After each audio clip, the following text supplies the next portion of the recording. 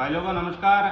आज मैं आपको लाइव माप निकालने का तरीका बता रहा हूँ, कैसे भी खेत का माप आप चंद मिनटों में, चंद सेकंडों में निकाल सकोगे।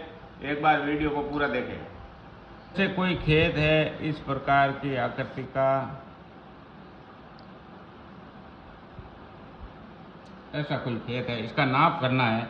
तो पहले तो आप इसको फील्ड बुक के हिसाब से आप दो भागों में विभाजित करो। ये तो बन गया त्रिभुज, ये बन गया आयत, ठीक है। जैसे आप ज़्यादातर लोग फीट में ही मापते हैं। जैसे ये हुई 542 फीट भुजा, और ये हुई 583 फीट, ये हुई 185 फीट, और ये भुजा हुई 170 फीट, ठीक है। ये फिर त्रिभुज की दो भुजा मापनी है। कर्ण हमेशा नहीं मापा जाता है। जो भुजा बड़ी होती है कर्ण, वो कभी नहीं मापी जाती है, और क्षेत्रफल में कर्ण काम आते ही नहीं है। ये जैसे आ गई आपके 132 फीट आधार, और ये लंब आ गया 109 फीट। ये खेत है, तो पहले इसको नंबरिंग देवो, 1 नंबर, इसको देवो 2 नंबर। पहले हम 1 नंबर का माप निकालेंगे। तो आयताकार है, आयत का माप आमने सामने की भुजा का औसत निकाल के दोनों औसतों को गुणा करना है। तो 542 और 583 का पहले औसत निकालो, दोनों को जोड़ के 2 का भाग दो।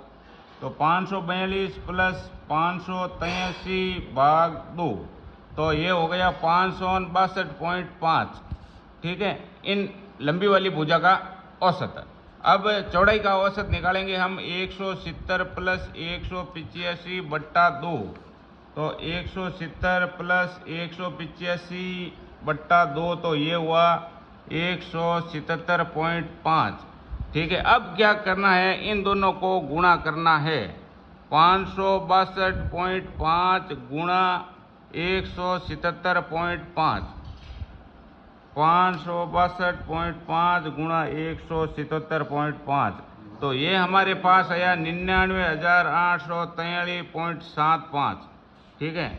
अब 2 नंबर का माप निकालेंगे। 2 नंबर है त्रिभुज, जिसका ये कोण है जो 90 डिग्री का है। 90 डिग्री के सामने वाला कर्ण होता है जो नाप में काम नहीं आता है। तो इसका सूत्र है 1/2 इंटू आधार इंटू ऊंचाई, जो आप सभी ने गणित में पढ़ा ही होगा। त्रिभुज का माप निकालने का तरीका। तो 1/2 इंटू आधार हो गया 132, इंटू ऊंचाई हो गई 109। अब 132 को 109 से गुणा करो और फिर 2 का भाग दे दो, तो ये हुआ 7194। तो इस पूरे खेत का माप दोनों टुकड़ों को जोड़ो, 1 प्लस 2। 1 का नाप है 99,843.75 प्लस 2 का माप है 7194 वर्ग फीट। ये माप आया जो आया वर्ग फीट में। अब आपके अलग अलग जिलों में अलग अलग बीघा है। जिस जिले में अकबर के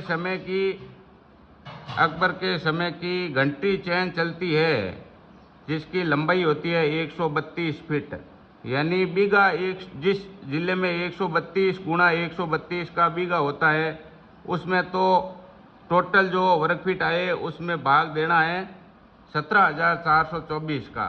तो जैसे पहले टोटल वर्ग फीट हो गए 99,843.75 प्लस 7,194, यानी 1,07,037.75 हुए। तो जिस जिलों में अकबर के समय की जरीब चलती है उसमें 17,424 वर्ग फीट का 1 बीघा होता है। वर्ग फीट बराबर 1 बीघा। तो टोटल वर्ग फीट कितने हुए, 1,07,037.75 में भाग दो 17,424 का। तो इसमें मैं भाग देता हूँ 17,424 का, तो 6.14 आए। तो 6 तो हो गया बीघा। अब पॉइंट के बाद जो संख्या आती है उसमें वापस 5 का भाग देना, यानी 14 राउंड फिगर 15 ले लेते हैं, तो 3 बिस्वा हुआ। तो ये खेत हुआ 6 बीघा 3 बिस्वा, जिस जिले में अकबर के समय की घंटी चैन चलती है।